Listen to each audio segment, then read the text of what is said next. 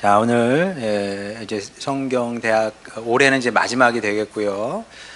내년 2월에 다시 시작을 하도록 하겠습니다. 그래서 이제 오늘까지 사무엘 서론 이렇게 생각하면 될 것 같습니다. 그리고 내년 2월 달부터는 이제 사무엘기에는 이제 사람들이 많이 나오기 때문에 사울, 다윗, 솔로몬 이런 식으로 그 사무엘 상하 내용을 좀 더 자세하게 살펴보도록 하겠습니다.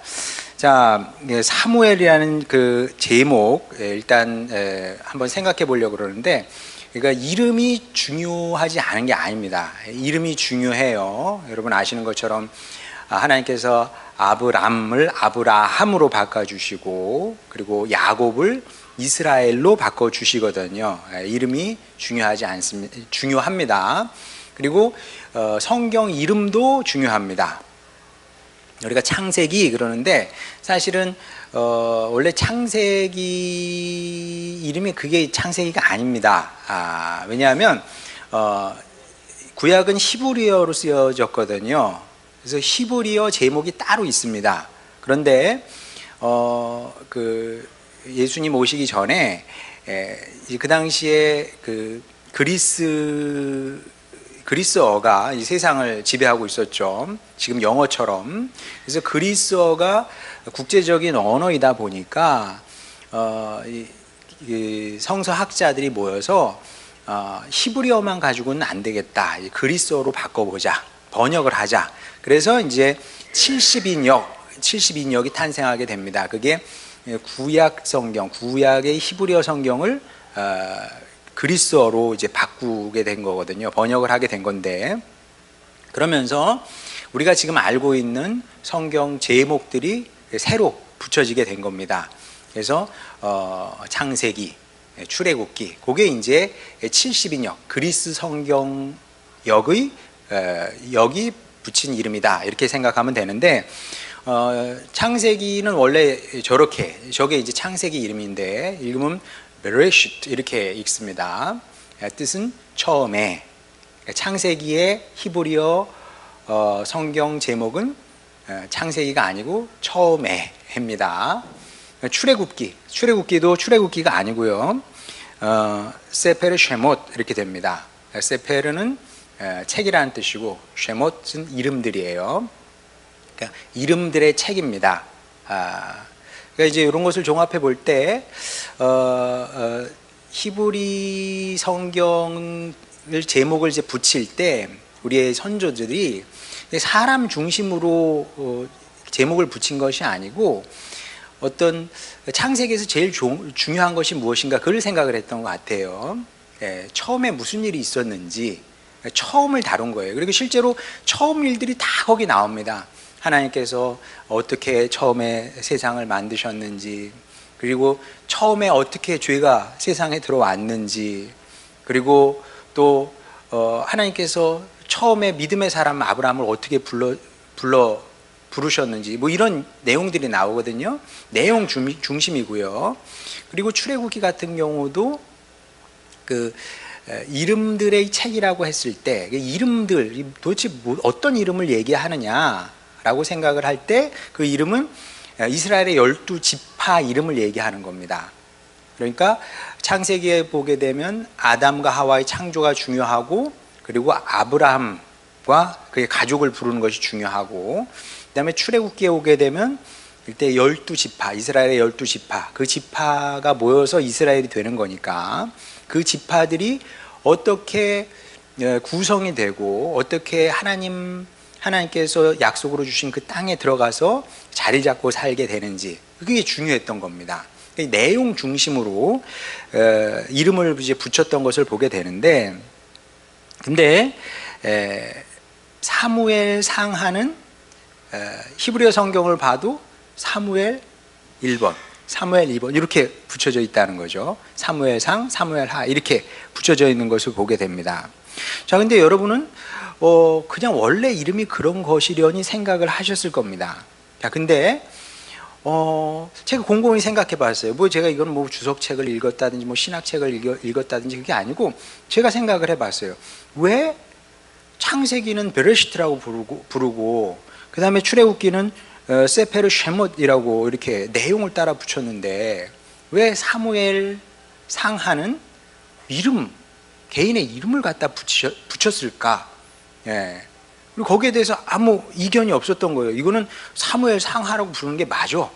그리고 하나님께서도 그렇게 승인을 하셨다고 저는 생각을 합니다.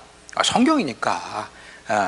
하나님께서도 그렇게 승인을 하신 거예요. 그러니까 모든 사람들이 다 그렇게 사무엘 상하라고 이제 부르게 된 건데, 근데 왜 사무엘일까? 라고 생각을 하게 되면 답은 뭐 분명하죠. 하나님께서 사무엘이라는 사람을 그만큼 소중하게 생각하신 것이고, 그리고 이스라엘 백성들도, 성경을 연구했던 이스라엘 백성들도 뭐 성서학자들이라고 할 수도 있고 목회자라고 할 수도 있고 서기관, 제사장 이런 사람들이거든요. 이런 사람들도 이 두 책에서 가장 중요한 역할을 했던 사람은 사무엘이다 이렇게 이제 본 건데, 그런데 막상 우리가 사무엘 상하를 읽어보게 되면 사무엘 상하의 주인공이 사무엘입니까, 여러분? 아니에요. 아닐 수밖에 없습니다. 왜냐하면 사무엘 상하의 주인공은 다윗이죠. 이건 분량 면에서도 뭐 비교가 되지 않습니다. 예. 사무엘 상하에서 그 사무엘이 주인공으로 나오는 부분, 뭐 주인공이라고 하기도 어려워요. 하여간 사무엘의 이름이 등장하는 그 부분, 예. 그게 대략 한 16장까지, 사무엘상 16장까지거든요. 그러니까 뭐 사실 그 중에서는 사무엘에 대해서 자세하게 다루는 부분도 있고 자세하게 안 다루는 부분도 있단 말이에요. 좋아, 뭐 넉넉하게 16장이라고 칩시다. 적은 분량은 아닙니다. 성경 전체에서 보게 되면 어떤 한 개인이 16장에 걸쳐서 나온다. 이건 뭐 흔한 일은 아닙니다만은 다윗과는 비교가 안 되거든요. 예, 다윗하고는 비교가 안 돼요, 진짜로. 사무엘 상하가 총 55장이거든요. 이 중에서 40장이 다윗 얘기입니다. 40장이 다윗 얘기인데 대부분 다윗 중심으로 그려지고 있어요, 그 40장이. 반면에 사무엘상 1장부터 16장까지는 사무엘이 주인공일 때도 있고 아닐 때도 있고 뭐 그래요. 그러니까 누가 봐도 사무엘 상하의 주인공은 다윗인 거죠. 그래서 원래는 다윗상, 다윗하 이렇게 불러야 맞는 겁니다, 이게. 예. 근데 왜? 사람도 그렇고 하나님도 그렇고 아니야 다윗 상하가 아니고 이거는 사무엘 상하 이렇게 부르는 게 맞아. 이렇게 생각을 했냐 하면 여기에는 이제 숨겨진 깊은 뜻이 있다는 거죠. 어떤 거냐면 이스라엘의 역사를 보게 되면 저는 이제 그 이스라엘의 역사, 신앙의 역사를 보면서 참 이게 해석이 쉽지 않다 하는 부분이 어떤 거냐면 어디까지가 하나님의 역사이고 어디까지가 사람의 일인지 이게 참 어려워요, 이게. 예. 그러니까 더 쉽게 얘기하면 제가 고등학교 2학년 때 난 목회를 해야 되겠다 결정을 했습니다. 자, 이게 하나님의 선택입니까? 아니면 저의 결정입니까? 쉽지 않죠. 제가 지금 목회를 하는 겁니다. 그럼 하나님께서 하시는 겁니까? 제가 하는 겁니까? 예. 이게 이 선을 정한다는 게 참 쉬운 것은 아니에요. 물론 이제 저는 당연히 하나님께서 하셨습니다 라고 얘기는 하겠지만 또 하나님께서 보실 때는 꼭 그런 거는 아니잖아요. 이거 마치 손바닥이 마주쳐야 소리가 나는 거지. 하나님께서 혼자 뭘 하시겠습니까?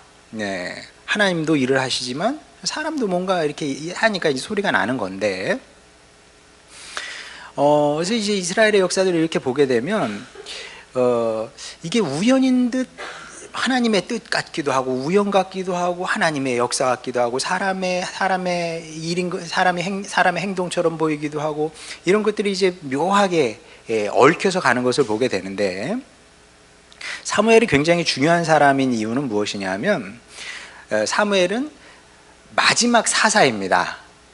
그리고 예언자 시대를 연 첫 번째 인물이기도 합니다. 그러니까 사무엘만 사사이면서 예언자다. 이렇게 이제 여러분이 생각하면 되는데, 근데 이제 본격적인 예언자의 시대가 열리게 되는 겁니다.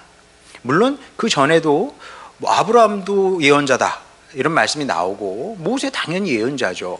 그러나 그게 본격적인 시대가 딱 열리는 때가 있거든요. 말하자면 슈퍼마켓이 있었잖아요. 있었는데 이마트가 딱 생기면서 드디어 대형 마트의 시대가 열렸거든요. 이제 쿠팡이 오면서 이제 이마트도 어려워지고 있습니다만은 가끔 걱정이 돼요. 이마트 살아남아야 될 텐데. 진짜 그런 생각을 해요. 왜냐하면 쿠팡이 독점하면 안 되잖아. 어쨌든 이마트가 살아남아야 독점하지 않게끔 해야 될 텐데. 어쨌든 이게 새로운 시대가 쫙 열리는 뭔가가 이게 딱 하나가 등장하면 이게 새로움이구나 이런 느낌이 오는 것처럼 이 사무엘이 딱 등장하면서 이제 예언자의 시대가 이제 열리게 되는데, 근데 이게 절묘하게 예언자 시대와 왕정 시대가 겹쳐서 시작이 됩니다. 이게 하나님의 뜻이었겠죠. 하나님의 뜻이었는데, 근데 마침 그 뜻을 이룰 수 있는 사람 사무엘이 있었던 겁니다. 그러니까 이게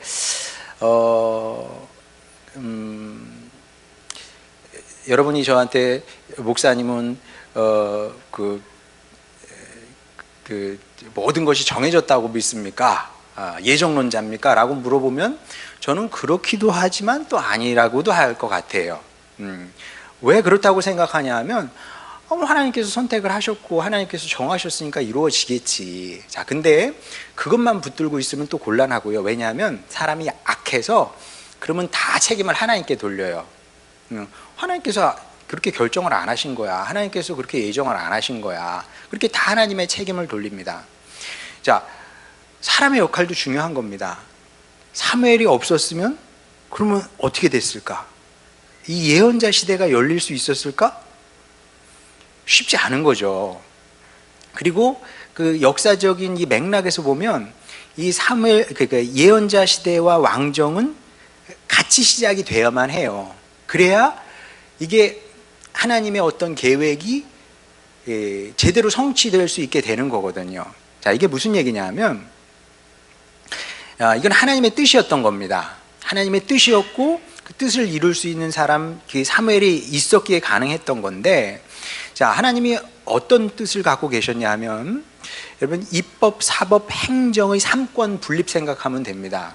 이 3권은 원칙적으로는 철저하게 분리가 돼야 되는 겁니다. 물론 현실적으로는 쉽지는 않아요. 왜냐하면 대통령의 권한이 너무나 막강하기 때문에 대통령이 뭐 극한 범죄를 하지 않은 이상 어느 나라나 마찬가지입니다. 이거는 어느 나라나 마찬가지입니다.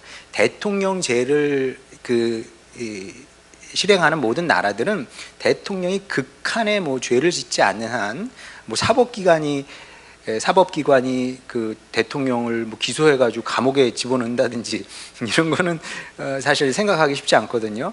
근데 뭐 현실은 뭐 어떻든 간에 원칙적으로는 입법, 사법, 행정의 3권 분립은 우리 민주주의 국가에서 굉장히 중요한 원칙이고 원리이고 그렇다. 자, 마찬가지로 하나님은 그 왕을 견제할 수 있는 어떤 이거는 뭐 기관은 아니에요. 기관은 아니지만 그런 세력을 심어 두신 거죠. 왕권이 있고 그리고 하나님의 말씀을 담당하는 예언자 그룹을 딱 두신 겁니다. 물론 이제 예언자 그룹이라는 것은 힘이 없어요. 이제 사무엘 상하, 그 다음에 열왕기 상하 보게 되면 나쁜 왕이, 악한 왕이 일어나게 되면 예언자가 일어나서 하나님의 말씀을 전하지 않습니까? 그럼 죽여버리거든요. 죽여버려. 그러니까 힘은 없는데 그럼에도 불구하고 하나님께서 그 견제 세력으로서의 그 예언자 그룹을 그 시대를, 예언자의 시대를 하나님께서 이제 준비를 하신 거죠. 왜냐하면 왕은 잘못될 수밖에 없습니다. 왕은 잘못될 수밖에 없어요. 그래서 이제 이거는 제가 흔히 그러잖아요. 여우, 이솝 우화에 나오는 그 여우가 포도를 보니까는 먹고 싶어. 근데 도저히 딸 수가 없어. 높이 달려서. 그러니까 에이 쉬어. 저건 신포도가 분명해. 그러면서 간단 말이에요. 여러분이 그렇게 생각하셔도 돼요. 근데 이제 저는 시간이 갈수록 이 힘을 갖는 것에 대해서, 권력을 갖는 것에 대해서 좀 무서워요. 무서워. 왜냐하면 모든 권력은 타락한다는 것이 이 역사의 교훈이기 때문에 그런 겁니다. 그래서 이제 목사의 권위가 있어야 되고 그런 것도 필요하겠죠. 근데 제가 권위를 부린다 그래서 권위가 세워지는 것도 아니거니와, 근데 힘을 갖는다는 것은 위험한 일이기도 하거든요. 그러니 목사도 그런데 왕은 잘못될 수밖에 없는 겁니다. 특히 이제 왕의 권력이 비대해지고 강해지게 되면 타락을 안 한다는 것은 불가능한 거죠. 여러분 실제로 왕 중에서, 특히 강한 왕 중에서 성인의 반열에 든 사람은 없거든요. 다 타락하는 겁니다. 다 타락해. 다윗 보세요. 다윗도 그렇게 되거든요. 그게 그냥 그럴 수밖에 없는 겁니다. 사람은 권력을 잡으면 잘못될 수밖에 없는 거죠. 자, 그래서 이제 하나님은 예언자를 통해서 왕권을 이제 견제하려고 하신 거고, 왕이 잘못 생각하고 행동하게 되면 예언자가 나타나서 이제 말씀으로 지적해 줬던 것을 이제 우리가 성경을 통해서 보게 되는 거죠. 왜 그러냐면 왕은 가장 중요한 사람이지 않습니까? 왕이 가장 중요하거든요, 사실. 지금도 우리나라에서도 사실 대통령만큼 중요한 사람이 어디 있겠습니까? 제일 중요하기 때문에 그 사람이 잘못 생각하고 잘못 그 정치를 하게 되면 나라가 막 흔들리는 겁니다. 근데 이스라엘은 그냥 나라가 아니잖아요. 하나님께서 뜻을 품고 계획을 갖고 세우신 당신의 나라인데, 이 이상한 왕이 정권을 잡아가지고 뒤흔들면 그러면 어떻게 됩니까? 그러니까 이것을 막기 위해서 하나님께서 그래서 이제 원하시지는 않았던 거예요. 하나님께서 이게 왕정 그게 좋은 게 아니다. 하나님의 백성은 왕정으로 되는 게 아니고 하나님을 믿고 의지함으로 되는 거다. 이제 아무리 가르쳐도 안 되니까 고집을 피우니까 이제 왕정을 허락을 해 주신 거 아닙니까? 허락해 주신 거거든요. 근데 허락해 주시면서 왕을 믿을 수가 없으니까 예언자 그룹을 준비해 놓으셨던 거죠. 그래서 이제 이만큼 예언자의 역할이 중요했고, 그렇기 때문에 하나님은 왕보다도 왕의 역할보다도 중요한 것이 예언자의 역할이라고 하나님께서 생각을 하신 겁니다. 왕의 역할보다 예언자 역할이 중요하다. 정치 역할보다 중요한 게 교회 역할인 겁니다. 그러니까 믿지는 않죠, 사람들이. 근데 여러분이 이런 자긍심을 갖고 신앙생활을 해야 되는 겁니다. 우리가, 사도 바울이 그러잖아요. 우리가 무명한 자 같아. 그럼 우리가 유명한 자라니까요. 왜? 우리가 하나님의 말씀 사역을 하고 있기 때문에. 그러니까 여러분이 우리 교회가 그냥 있구나. 우리 교회는 애들이 많아가지고 애들 사역하나 봐. 그게 아니고요. 저는 그렇게 생각하지 않습니다. 저는 어른 사역을 하는 것도 아니고 애들 사역을 하는 것도 아니에요. 저는 말씀 사역을 하는 겁니다. 말씀 사역. 이게 가장 중요한 거야. 이게 우리가 사는 길이고, 우리 가정이 사는 길이고, 나라와 민족이 사는 길이고, 그 말고 다른 게 없어요. 그래서 이제 이게 중요한 이유는 뭐냐면, 그 사무엘 기의 이름이 보여주고 있는 겁니다. 하나님께 다윗이 소중한 사람인 거지. 그러나 하나님께서 보실 때 진짜 중요한 역할은 누가 했다고요? 사무엘이 한 겁니다. 사무엘이 한 거야. 그러니까 여러분들이 이게 아주 사소한 건데 이게 진짜 중요한 겁니다. 여러분, 인류의 역사, 인간의 역사는 짧을 수밖에 없어요. 오래 가지 않는 겁니다. 버트란트 러셀이 나는 왜 기독교인이 아닌가라는 책을 썼거든요. 거기서 러셀이 무슨 얘기를 하냐면 보이는 모든 물질의 역사는 암울하다는 겁니다. 그 엔트로피라고 그러잖아요. 엔트로피라는 것은 무엇이냐면 제2열역학 법칙이에요. 그러니까 모든 존재하는 모든 사물들은 점점 그 불안정적인 상태로 이게 진행이 된다는 거죠. 불안정적으로.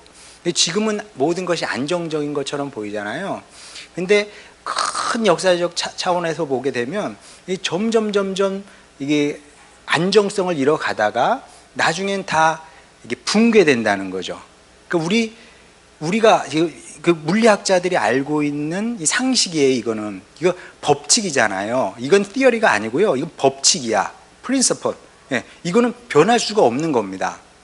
그러니까 지구에서든 아니면 저 우주 끝에서든 하여간 이 우주 공간 안에서 동일한 법칙인 겁니다. 그러니까 시간이 지나면 모든 사물은 불안정성으로 이 극대화되면서 붕괴되는 거예요. 나중에 우주는 어떻게 돼요? 붕괴되는 거예요. 법칙이야, 그게 우리의 운명인데 여기서 어떻게 신에 대해서 얘기할 수 있고 그러냐. 우리가 사는 이 세상은 암울한 곳이다, 희망이 없는 곳이다, 이런 얘기를 하거든요. 그건 그 사람 얘기예요. 그건 그 사람 얘기고 우리는 다르게 생각을 하죠. 왜? 성경에 보면 뭐라 그럽니까? 우리 주님께서 오셔서 만물을 새롭게 하신다는 거 아닙니까? 그러니까 물리학자의 관점에서 보게 되면 이 우주는 붕괴될 운명이야. 그런데 우리 주님께서 이 우주를 새롭게 하시는 겁니다. 이게 우리가 가진 미래에 대한 소망인 거죠. 그럼 새롭게 해서 어떻게 하신다는 거지? 그건 몰라요. 모르는데 분명한 것은 무엇이냐면 그리스도의 영광으로 우리를 옷 입히셔서 이 새로운 세상을, 천국이죠, 천국을 만드시겠다는 얘기 아니겠습니까? 자, 그러면 그 영원한 나라에서 이 시대는 어떻게 기록될까요? 이 시대에는, 우리 시대는 어떻게 기억될까요? 윤석열 정부의 시대로 기억되는 게 아닙니다. 안타깝게도 우리 대통령께서는 교회를 안 다니시는 것 같죠? 신앙이 없으신 것 같아요. 그분의 이름으로 기억되는 것이 아니라 이 시대에 누군가 하나님의 말씀 사역을 하잖아요. 우리가 말씀 사역하고 있다니까요. 그럼 이 시대는 어떻게 불리게 되냐면 사무엘기가 사무엘의 이름으로 불리는 것처럼 우리의 이름으로 불리게 된다는 거죠. 그러니까 이제 제가 사역 열심히 하십시오, 교회와 함께 이 사역을 해야 됩니다, 그런 이유 때문에 그런 겁니다. 저를 위해서가 아니라 이 사역을 하게 되면 먼 훗날 주님께서 우리 시대를 우리의 이름으로 부르시게 된다. 얼마나 큰 영광입니까? 자, 그러면 이제 예언자가 왕에게 이제 지속적으로 상기했던 사실은 뭐냐? 그게 중요하죠. 뭘 요구했느냐? 예언자가 계속 왕에게 기억나게 하고 떠올렸던 무엇이 그런 말씀이 있을 거 아닙니까? 자, 그게 뭐냐면 여호수아 1장 7절에서 9절 보도록 하겠습니다. 오직 강하고 극히 담대하여 나의 종 모세가 내게 명령한 그 율법을 다 지켜 행하고 우러나 좌로나 치우치지 말라. 그리하면 어디로 가든지 형통하리니 이 율법책을 내 입에서 떠나지 말게 하며 주야로 그것을 묵상하여 그 안에 기록된 대로 다 지켜 행하라. 그리하면 내 길이 평탄하게 될 것이며 내가 형통하리라. 내가 내게 명령한 것이 아니냐. 강하고 담대하라. 두려워하지 말며 놀라지 말라. 내가 어디로 가든지 내 하나님 여호와가 너와 함께 하느니라 하시니라. 자, 이 말씀 좋은 말씀이죠. 그렇죠? 여러분도 삶이 힘들고 지치고 어려울 때 아마 이 말씀 많이 펴서 읽고 위로를 받고 힘을 얻고 그렇지 않을까 싶은데 그래도 됩니다만은 근데 이 말씀을 여호수아가 하나님께로 받을 때 여호수아가 처한 상황이 어땠는지를 우리가 살펴볼 필요가 있습니다. 그래서 제가 몇 번 얘기를 했습니다만은 성경을 읽을 때 특히 이제 이건 이야기잖아요. 이야기를 읽을 때 아주 좋은 성경 읽기 방법은 뭐냐면 역할 놀이를 하는 겁니다. 역할 놀이. 내가 여호수아가 한번 대보는 거죠. 예.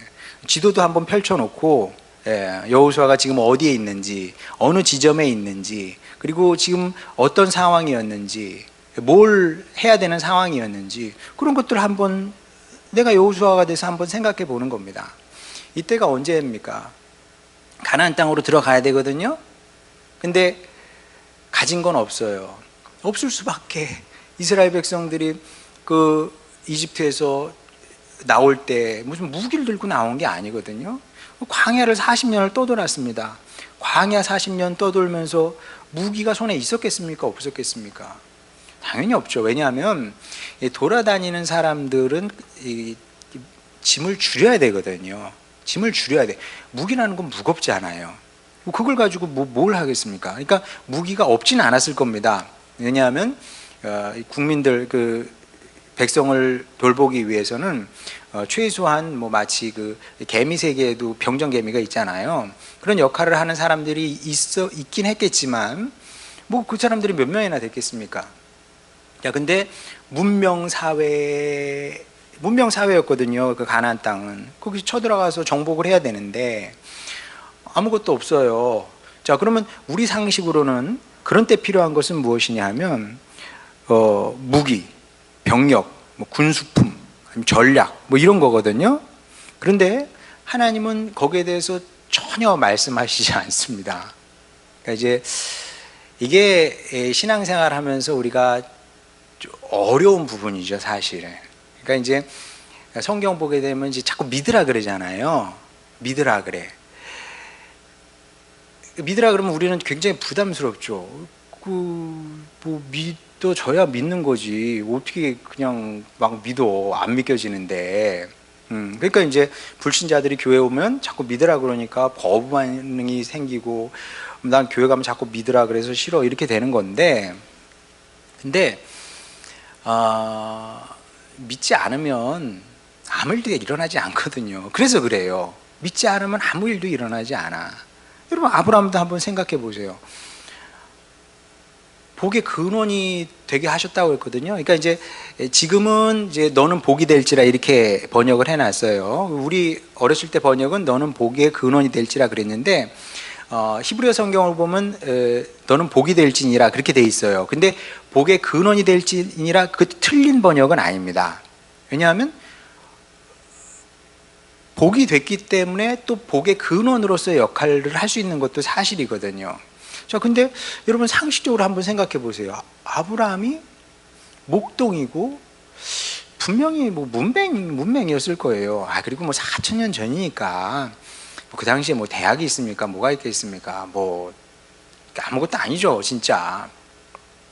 그 사람이 복의 근원이 돼서 열방에게 그 복을 끼쳐? 말이 안 되거든요. 근데 믿었어. 믿으니까 갈 수 있었던 거예요. 믿으니까 발을 떼놓을 수 있는 겁니다. 이게 중요한 거예요. 믿지 않으면 발이 안 나가요. 발이 안 나가. 여호수아도 사실은 마찬가지인데 이 말씀을 딱 받았을 때 좀 당황스러웠을 것 같아요. 보세요, 여러분. 9절에 내가 내게 명령한 것이 아니냐. 강하고 담대하라. 두려워하지 말며 놀라지 말라. 왜 이런 말씀을 하셨을까? 두려워하며 놀라 하니까 이 말씀을 주신 겁니다. 진짜로. 예. 여러분, 하나님께서 우리에게 말씀을 주실 때는 우리 상황에 맞춰서 말씀을 주세요. 항상. 그래서 칭찬을 하시기도 하고 칭찬을 하시기도 하죠. 그러니까 잘하면 잘하였도다 착하고 충성된 종아 칭찬을 하시기도 하잖아요. 그리고 또 때로는 혼을 내시기도 합니다. 악하고 게으른 종아. 그리고 또 어떤 때는 이런 말씀도 주시는 겁니다. 여러분, 이 말씀 어디에 나와요 또? 요한복음에 나오잖아요. 예수님의 제자들이 두려워 벌벌 떨어요. 왜? 예수님께서 나 이제 죽으러 간다. 그거 두려워 떠는 거예요. 두려워 떨었던 겁니다. 주님께서 뭐라고 그러십니까? 두려워하지 말라 그러잖아요. 마음에 근심하지 말라 그러잖아요. 마음에 근심하고 있으니까 그 말씀을 하신 거지. 마찬가지입니다. 여호수아도 두려워했어요. 지금 떨고 있었던 겁니다. 왜? 내가 섬기는 지금 존경하면서 따랐던 모세의 선생님이 돌아가셨잖아요. 2인자로 사는 건 그렇게 어렵지 않습니다. 어떻게 생각해 보면 그 1인자 졸졸졸졸 따라가면 돼요. 2인자는 당당해. 1인자가 다 막아주니까.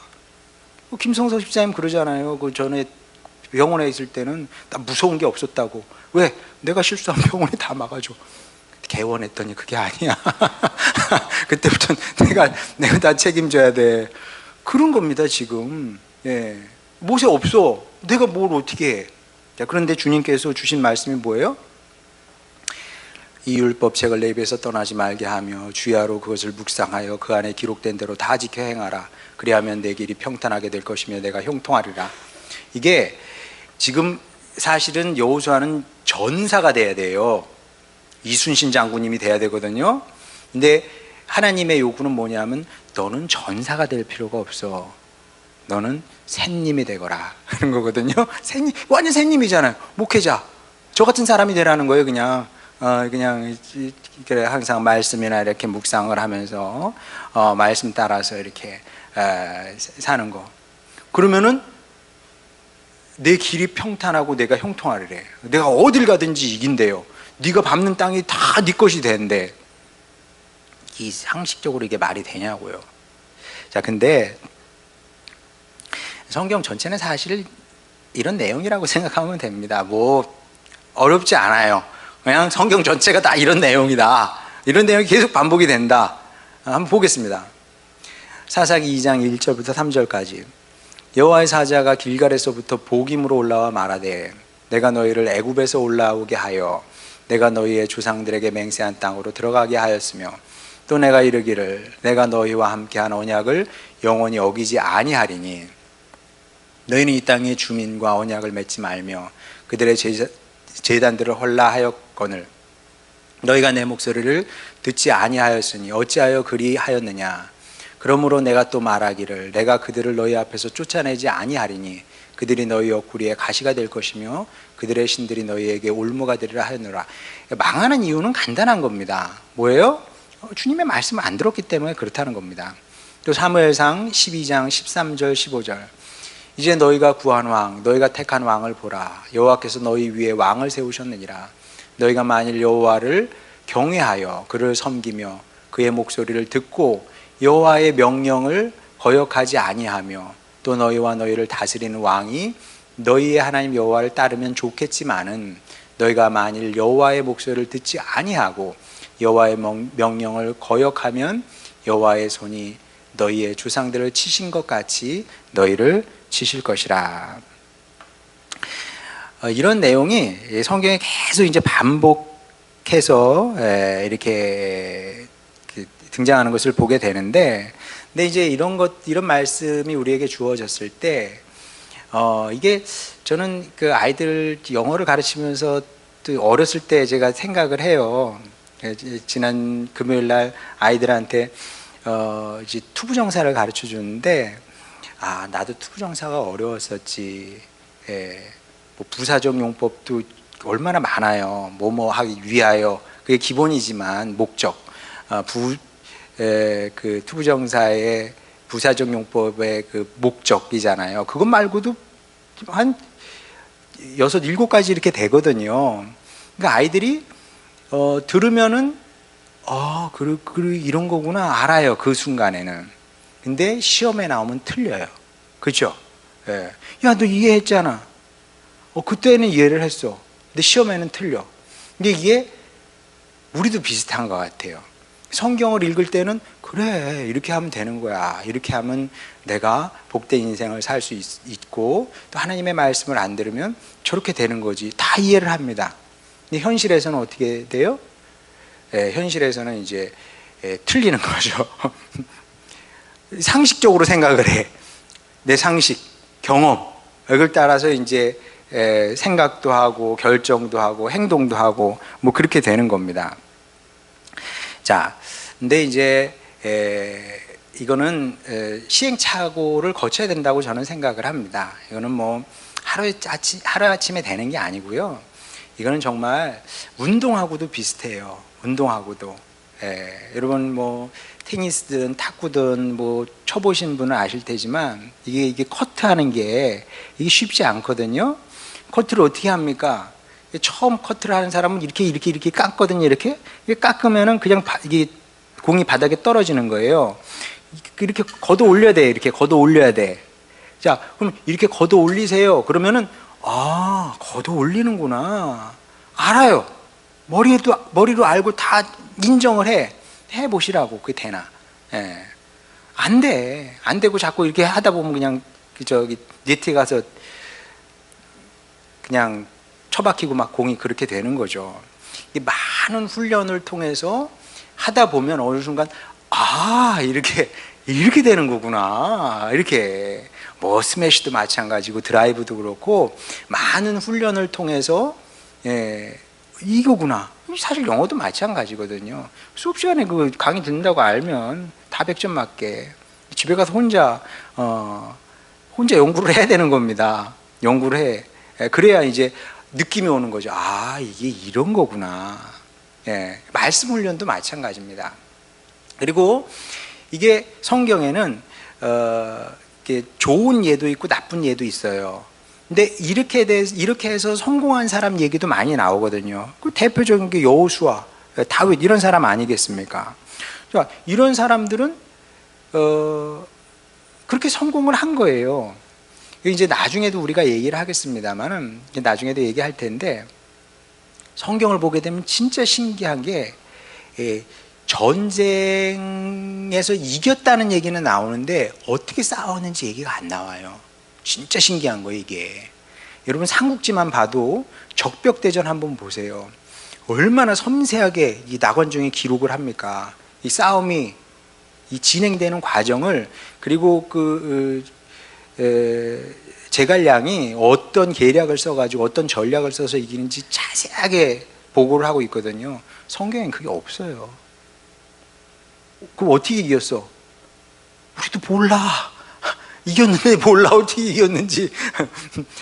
그러니까 하나님이 하셨다고 그러는 겁니다.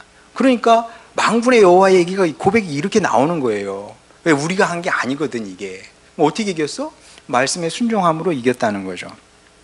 그래서 성경이 보여주고 있는 것은 이제 그런 거죠. 하나님의 말씀이 중요한 겁니다. 어쩌면 우리 인생은 말씀 훈련 받는 거예요. 평생 말씀 훈련 받아서 말씀으로 사는 법을 배우고 다르게 사는 법을 배우는 거죠.